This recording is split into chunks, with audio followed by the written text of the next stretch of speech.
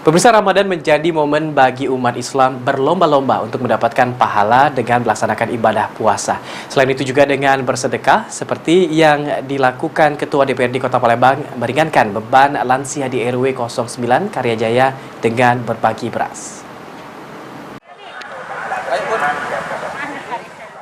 Ramadan menjadi momen bagi umat Islam berlomba-lomba untuk mendapatkan pahala dengan melaksanakan ibadah puasa, tarawih, dan tadarus Al-Quran.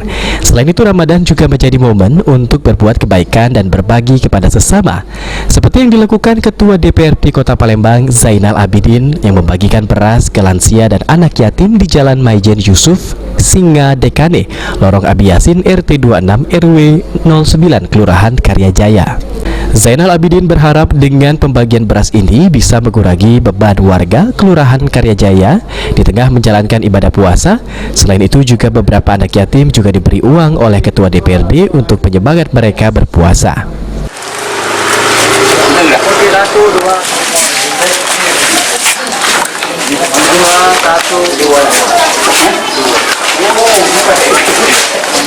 Satu, dua, tiga. Gerak, ayo masuk. Alhamdulillah, kegiatan kita pada hari ini yaitu berbagi kepada masyarakat yang kurang mampu dan juga kepada anak yatim piatu.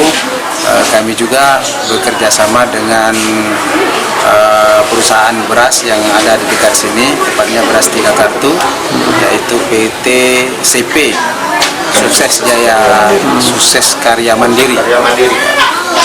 Oke, ini kenapa yang dipilih ini orang tua-tua semua kayaknya nih? Ya, harapan kita memang masyarakat yang sudah lansia dan juga yatim piatu yang sangat membutuhkan pada saat ini untuk mendapatkan uluran tangan dari kita. Sementara itu, Yahya, warga sekitar sangat bersyukur mendapatkan bantuan seperti ini, karena bantuan seperti ini jarang ia dapatkan.